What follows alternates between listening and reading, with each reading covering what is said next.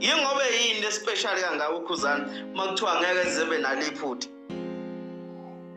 Kanti labantu abasondele eduze kwaKhuzani yini bahlezi begaqela amahenisi.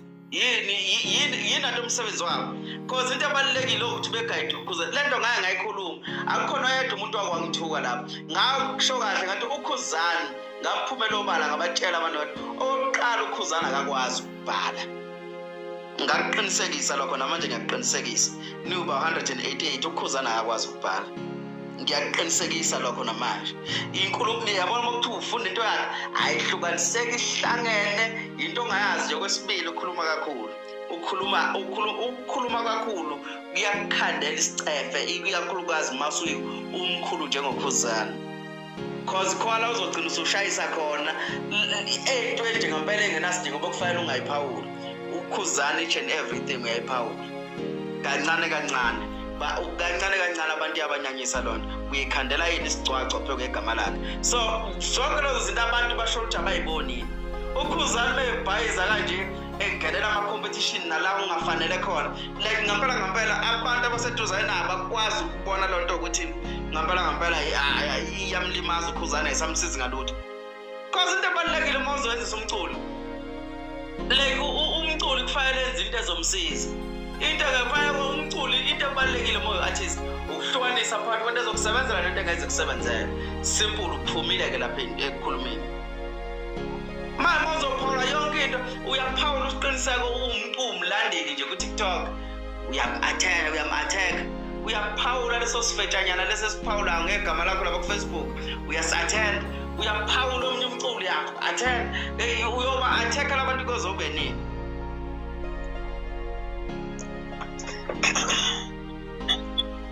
Hayi umuntu one stress vele ngeke ungahlezi ukhuluma. Yonke lento idalwe yiParis yonke lento. Yabona ukuthi ayazi iParis ngaba wekho wonke ama isi yahlezi ekhuluma uKhuzani. Ngaba uyikho yonke lento. Into ewarishaya ukuthi amaphutha kaKhuzani aseyafana. And usewenze ngazothi wenza ngamasiko. Angikuphasa isimino ukuthi uma ifevo Sminofu uma uthi yena unebeef noKhuzani. Ngisho ukuthi nayo ngebeef noKhuzani. Angikuphasisa ukuthi yena agamanxe empini azafuna ukulwa noKhuzani because lokho angicabanga ukuthi kuzombeka khona la kuzombeka khona. But kwesinye isikhathi ngeke ngayikhuluma lento ngathi uma abalandeli behlasela abaculi angisikhumbula istatement sikaMthandeni noma Red Nation ethuka usibanibani egijima abhala uMthandeni ethi ekhuze leyo nhlamba angikhumbuli nangapha same thing ngangapha ubona uma kwahlasela ama-Blue Nation angikhumbula uKhuzani ekhipha istatement inkinga ngalamakhosi ayathanda ukulawula like ayathanda ayabadedela abalandeli babo benza ubuxhwanguxhwangu ekugcineni kosuku mase kube ngazuthi uma sebeqala sebeyiphendulela abaculi sekufanele manje kuthiwa akhumbula njalo ukuthi umncane sebeyakhunjuzwa manje ukuthi khumbula njalo ukuthi usafika endimeni 1 no 2 no 3 like abaculi laba bafika boncikisela koze kufike yini ngegama lokuthi kufanele bekhothozele uKhuzani nomthandeni ikakhulukazi yena uKhuzani because uyeke kakhulukazi veleke obonayo ukuthi like akafunele lutho ezothinta igama lakhe. Wazi ukuthi phela uKhuzani meke umculo wafika wasondela eduze kwaMthandeni noma wakhuluma nje ngoMthandeni useyisitha kuyena. Bafo khona nokukhuluma khona impela wabhemba. Wathi badla noma ngasakhumbule kahle amagama. Kodwa wakhuluma ukuthi badla amandla akhe ngathi ishangane. Noma ngasakhuluma nje inkingi. Uyabona bafethu Santo kumele siqaphele especially abantu abafana nawe siqiniseko. Uyabona lento le oyenzayo le yamaskande. Kusasa ngeke kwazi sizokubeka kuphi. Iqiniso la ile ukuthi umaskande kuphela khona la uhamba la uya khona. Uyangena ezizweni ngaphandle kwesamazulu. Usuyangena. Ngamanye amagama ngithi kungenzeka there's a big possibility yokuthi nawe ungasola u-MC koBotswana koLimpopo kuphi so kubaleka abafethu ngempela abafethu ukuthi sizame nje ukuwaqoqa amagama ethu amaphutha afana lawo ikuphi inhlamba la ikuphi inhlamba ikhona wemfethu yabona ukuthi udla amandla engathi ishangane inhlamba le mfethu esizweni